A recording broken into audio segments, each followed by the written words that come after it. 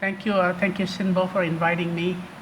I know you've been trying to get me to come here for the last 3-4 Shanghai forums, and I'm very happy to be able to make it this time.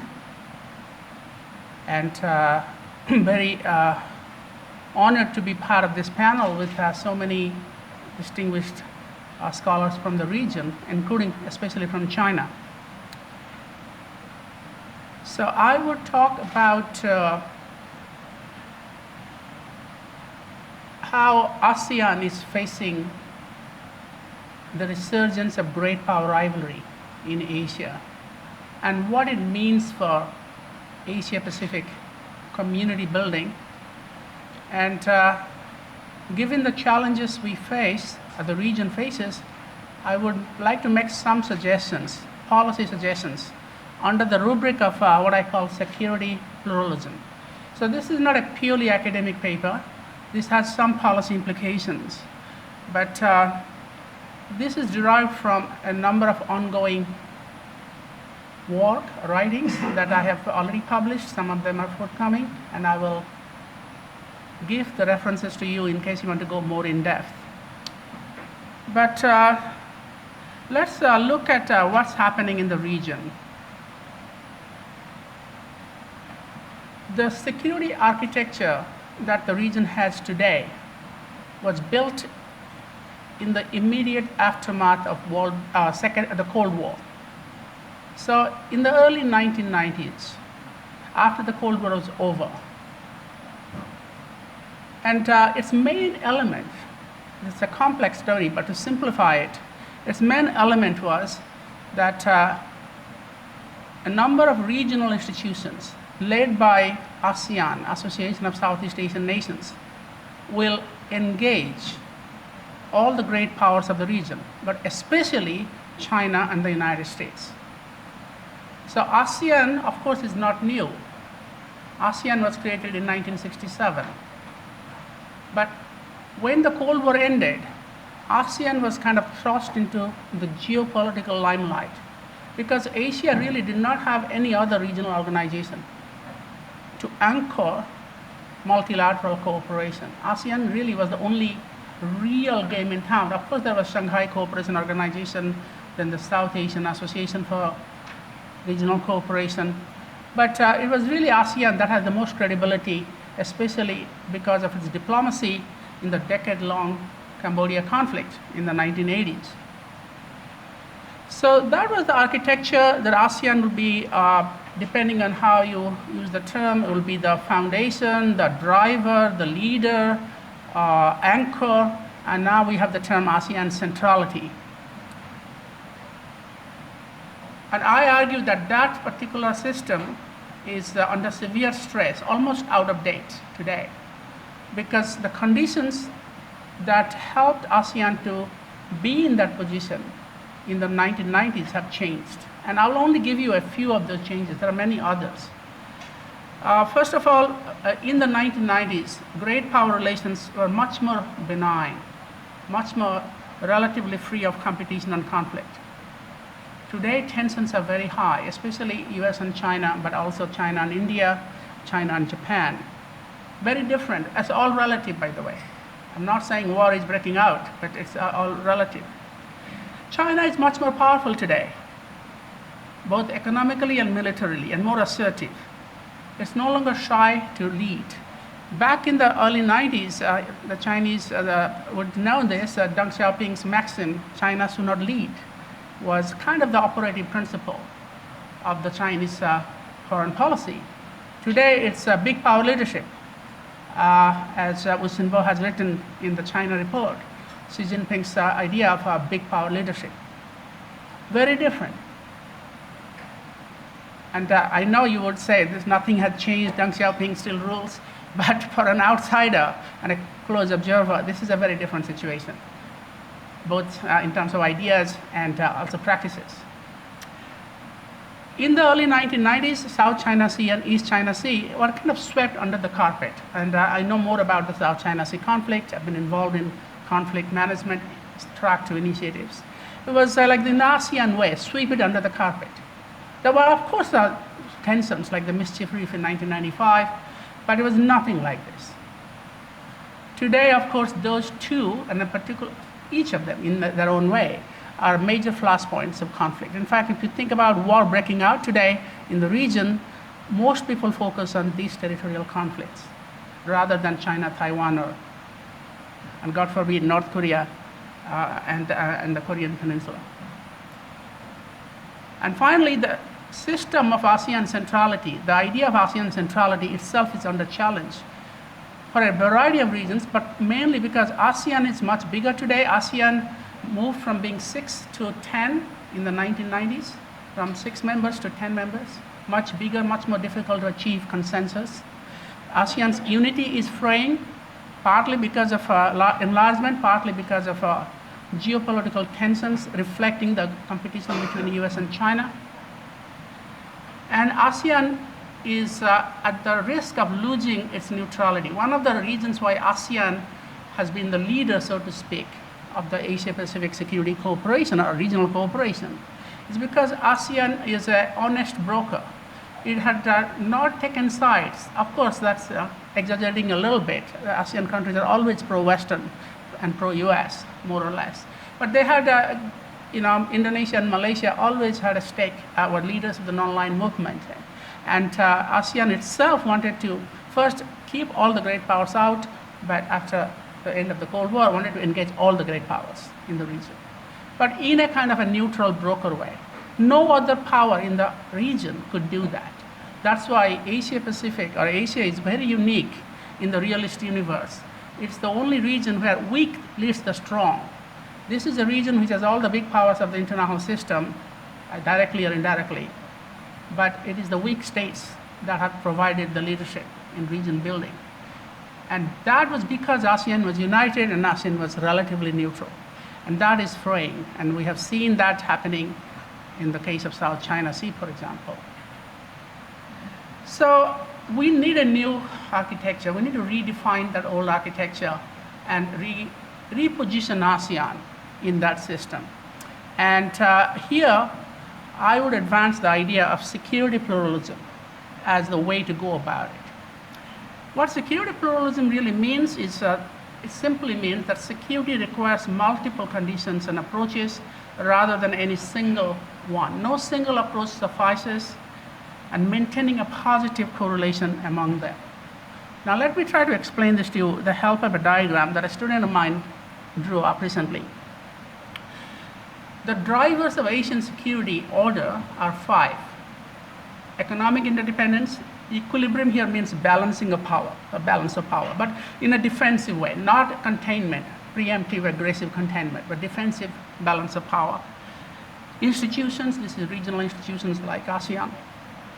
Ideology and domestic politics, not promoting one particular ideology and not trying to impose democracy on non-democracies or having this authoritarian versus democracy divide. And norms, and that norm was cooperative security, which was the norm that around which the 1990s architecture was built. So the argument is that if you try to only use one at the expense of other, security is going to be endangered. These 5 are part of an ecosystem. You might have heard about the ecosystem in the natural world. Now in an ecosystem, what happens is, it has components that are highly interdependent. The loss or erosion of one key component can undermine the stability of the entire ecosystem, thereby increasing the danger of this collapse. So in the natural world, we talk about the tiger and deers. If the number of tigers increases and they start eating all the deers, the number of the deer population declines, and sometimes that leads to tigers getting hungry, and tiger population also declines. In nature, somehow it's balanced, but in the real world, it cannot be automatically balanced. You have to make it balanced. In fact, it's a misnomer to say that ecosystems naturally manage themselves. You can actually intervene to manage and keep stability in the ecosystem, especially in today's world where we have severe ecological stress. Similarly, in a security ecosystem, You need to have a positive relationship between interdependence, equilibrium, institutions, domestic politics, and ideology and norms. Now, what is happening is, and I have explained this in an article in Globalization, which you are welcome to read. The last article just came out. But these are the three major readings that I would recommend. Two of them are freely available. And the last one speaks particularly about security, pluralism, and how it's being endangered. But to go back to my point, we see now tendencies that great powers are taking for the sake of enhancing one element, which is undermining another. And I'll give you an example. Look at the idea of TPP and also One Belt, One Road. You know, Asia is very interdependent. Asia is only next to Europe in regional economic interdependence. Almost 55% of Asian trade is intra-regional, whereas the European Union is over 65%. How did this come about?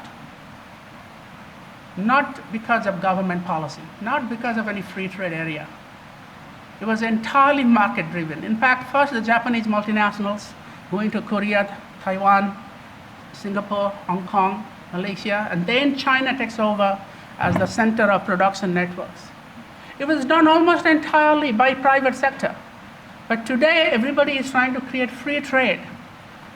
TPP is one of them. Now, One Belt, One Road is very different. It's more like an investment infrastructure project. But it is a government-led initiative. It's not led by the private sector.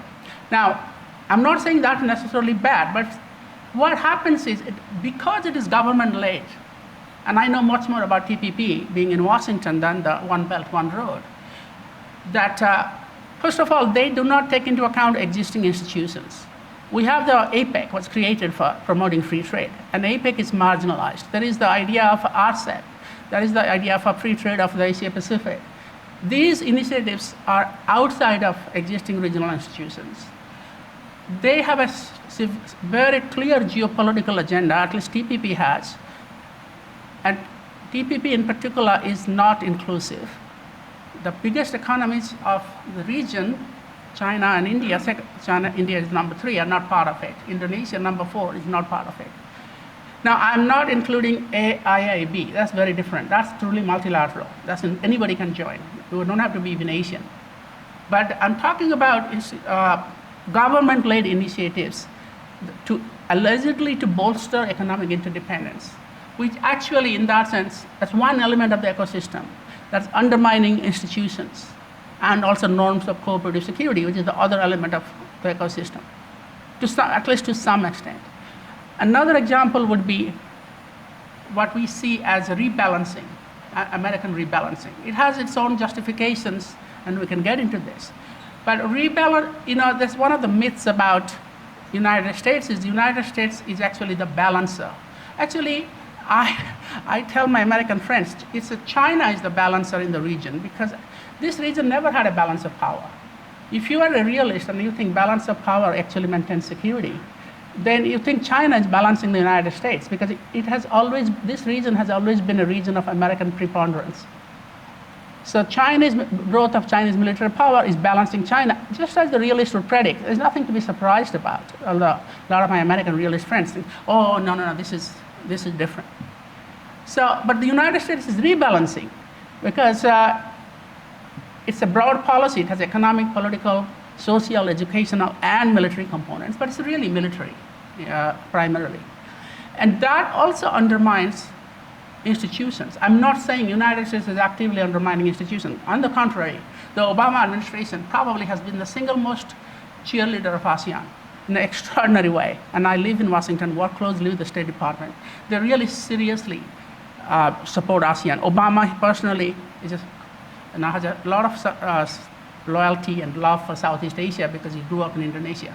But that might change. If Hillary doesn't win the presidency, even with Hillary Clinton, it might change. We may not see that love for Southeast Asia. I tell American friends, especially the government, don't love ASEAN too much, because if you do, you are undermining its neutrality. You should leave ASEAN alone. For the Chinese, the assertiveness in South China Sea, the big power diplomacy, causes concern, because China is much closer to ASEAN than the United States. And historically, it has been a major political, geopolitical, and economic influence. So even if you're close to a big power, you're always going to be a bit nervous. But because of the South China Sea conflict or dispute, this also becomes especially important. And it's kind of tearing ASEAN apart. And to compound matters, Indonesia is no longer providing the leadership it had provided to ASEAN. Under President Jokowi, Indonesia is pursuing what they call a post-ASEAN foreign policy. So the equilibrium of the ecosystem, the stability of the ecosystem is in grave danger. And if we don't restore it, not only is going to be ASEAN marginalized, but also the region is going to see major conflict. However, the time is still there. It's not too late to restore stability in the fragile ecosystem. And I have in my paper a number of policy options, which I will only briefly summarize to conclude my presentation. First of all, maintaining openness, transparency, and inclusiveness of regional economic arrangements. I'm not blaming any particular arrangement or siding, but I think it's very important. This region, Asia, invented the concept of open regionalism, market-driven regionalism. Keep regional arrangements open. Now, it's no longer to say that, everybody is willing to join the TPP and then make the bar so high that it is almost impossible or suicidal for any country to actually be large economy like India to join this, or even Indonesia. I told the Japanese, I was in Osaka yesterday, gave a lecture day before yesterday, I said, I don't think Japan would have joined TPP, but for the fear, the competition with China. And I think same for Philippines and Vietnam. But you cannot build cooperation on fear. And again, this is my suggestion to my American friends. I work them very closely. Similarly, the One Belt, One Road, or any other initiative China, AIIB, as I said, I'm a big supporter of AIIB. I've written about it, defending it against US criticisms. And a lot of Americans are unhappy that the US did not sign, get into TPP. But any arrangement, whether it's under the auspices of ASEAN or Japan or US or China, has to be consistent with this Asian idea of open regionalism and transparency and inclusiveness. Then crisis management. There's some crisis management systems coming into place between the US and China, for example, but I think we could do this much more.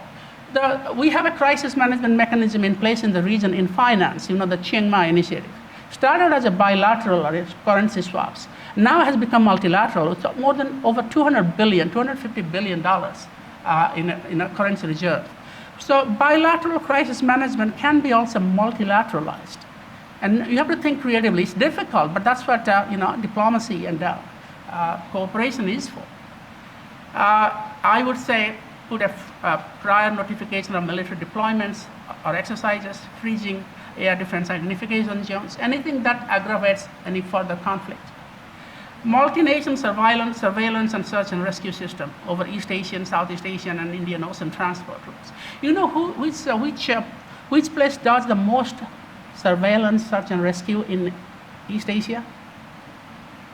You don't know this, in South China Sea? It's Hong Kong. The Hong Kong SAR actually does most of the search and rescue in the South China Sea. I was very surprised. I was a guest of the government, SAR government a couple of years ago, and they took me to the search and rescue center. They are the only ones who have resources to cover the entire South China Sea, right up to the Philippines, because Philippines, Vietnam, or Southern China don't have those facilities. Now, I think it would be really nice to have multinational stuff. It's very important. This is one of the lessons of the Malaysian Airlines disappearance. The people had no idea where it went. And we are searching in the South China Sea when it went to the Indian Ocean. We spent 2 weeks or so. Now, if we had a good search and rescue system, surveillance system, I think things might have been better handled. And the families which are agonizing so much, it's a human disaster of incredible proportions. So I think that's very important, and that's very non-controversial. And Sino-US understanding, and this is very controversial. I don't think I'll be blamed by both Americans and Chinese here. I think that should be a trade-off. I can guarantee you, I put my name here. In the next 10 years, we'll see the US and China developing some sort of a trade-off. Just like the US and the Soviet Union did after the Cuban Missile Crisis. I just hope that it doesn't have to come to the Cuban Missile Crisis. So in the Cuban Missile Crisis, the Soviets withdrew missiles from Cuba, and the Americans, in a little less, obviously, withdrew their Jupiter missiles from Turkey. And there was communication and understanding from now on. This is going to happen between US and China. Neither country wants war in the region with each other. So I think one trade-off would be that US stops surveillance close to Hainan or Chinese mainland territory, and China as an implicit, this doesn't have to be written down, by the way, in a treaty. That would be a mistake. But it can be an understanding, military to military understanding. And China could exercise similar restraint, something similar in the South China Sea. And I know they're not quite equal, the territorial sovereignty implications, but I think some of this is going to happen. Finally, we need to reform regional institutions. There are too many of them overlapping with each other, manageable priority, avoiding duplication of tasks, mission creep, coordinating their activity. A lot of things the regional institutions can do or cannot do can be done by global institutions, bring them in, and the private sector, like the Gates Foundation, playing such a very important role in global health. It can actually play a very major role, or other foundations, in non-traditional security issues. Convening a meeting of foreign ministers and the representatives within 72 hours of a crisis, no matter what they do, have a system where foreign ministers meet when there is a crisis. And let them, they waste their time going to Sochi, Russia these days, listening to the Russian foreign ministry spokeswoman dance on the floor. They should meet when there is a crisis, just get together. And this happens in Europe, this happens in Latin America, this should happen in Asia. Possibly the EAS will be the convening mechanism. Non-Asian states, ASEAN states would have a greater stake in setting the agenda, because ASEAN is a very unequal partnership. There are small states, large states. I think it would be nice for each ASEAN member who's chairing the ASEAN that year to be paired with a non-ASEAN member, and they jointly develop the agenda. And I can explain to you why this is very important. It gives the other countries a bit of stake in rather than putting China or the US on the defensive. You would let them develop that agenda together in advance. Track 2 is also very important. Many of you have participated in Track 2, and I feel most of the time it's a waste of time. I stopped going to that, because most of the time the people think like they are representing the government. Some of them are already worked in the government in the past. Some of them are academics who think they represent the government, and they always speak of national interest as opposed to the common interest. We really need to change that, and we really need to have kind of a genuine empathy and a regional perspective. And I hope we will have that here as well. I hope all of us will speak as citizens of the region and not our governments. And finally, regional educational initiative. There's a fantastic initiative in place now called Nalanda University, sponsored by the East Asian Summit. Because Buddhism, and to some extent Hinduism as well, are the best examples of peaceful transmission of ideas in history. And coming from Japan, China, Buddhism come from India, and India those days, of course, the idea of India was, included parts of Pakistan and what is today Pakistan, but also Central Asia, came to China, came to Korea, from Korea to Japan. Overwhelmingly, this has been peaceful, very different from other religions.